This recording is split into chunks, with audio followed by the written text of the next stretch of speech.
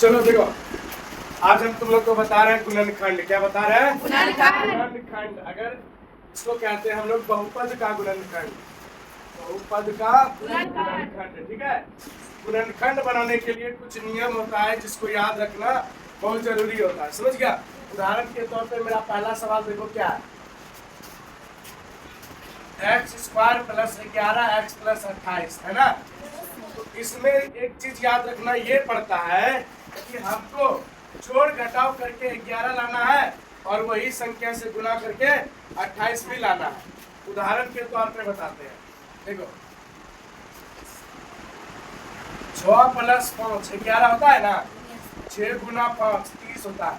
ये जोड़ी मैच नहीं किया ना, ये जोड़ी मैच किया नहीं किया। ठीक है, 7 + 4 कितना होता है? 7 × 4 कितना होता है? 28। ये जोड़ी मैच कर गया ना। तो ये दोनों संख्या कहाँ से लाए? हम अपने मन से लाए।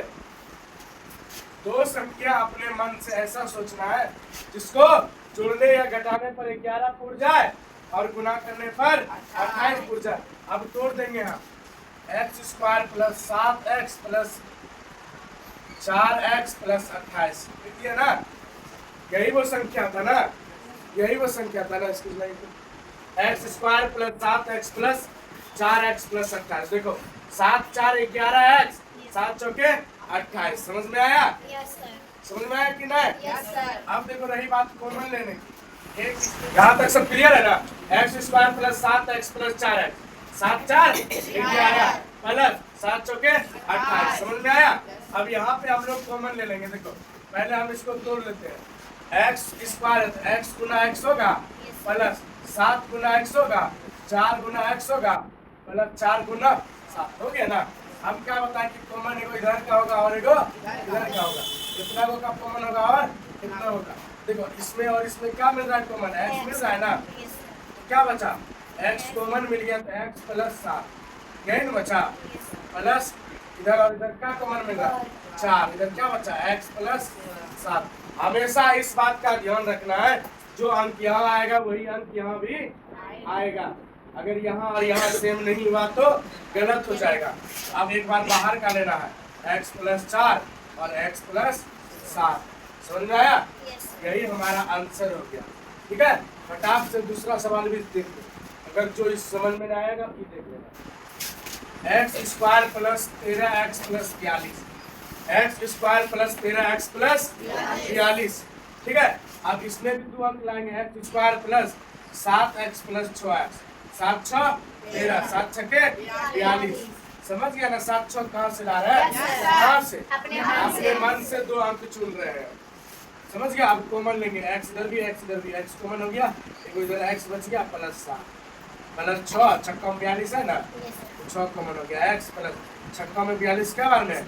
7 बार में, दोनों सेम हो गया ना। एक बारी बाहर कर लेते हैं, x + 6 x + 7 आंसर हो गया। और जो ये भी नहीं समझा, एक और इसको माइनस वाला समझाते हैं, y² - 5y - 24। देखो कोई अंक चुन करके बताओ, जल्दी से चुन करके बताओ, जल्दी से। 8 और 3 24 नहीं होता है? 8 को माइनस में ले लेंगे, 3 को प्लस में ले लेंगे, नहीं होगा? अरे 8 - 8 + 3 -5 हुआ, और -8 × 3 -24 हुआ, नहीं हुआ? हो गया ना। तो माइनस और 8 और 3 को ले लेते हैं, यहाँ पे लिख लेंगे y² - 8y प्लस 3y -24। समझा? अब यहाँ पे कॉमन y कॉमन हो गया, 2 y नहीं, यहाँ एगो y -8, यहाँ पे हो गया प्लस का 3y -8 24 का बार में 8 बार में, हो गया y + 3 और y -8 हो गया ना। चलो ठीक है, अब पूरी तरह से समझ गया कि नहीं समझा? ये एक और बार बताए, एक और बार बता दे। चलो इसी सवाल को बता देते हैं। x² - 3x - 28, इसको जल्दी तोड़ो, कितना बार में कटेगा? जल्दी से तोड़ो, कितना बार में कटेगा? 7 चौके 28 नहीं होता है। यहाँ पे पहला सवाल बना देखो, x square -7x plus 4x minus 28। -7 में 4 टूटेगा तब ना -3 बचेगा है।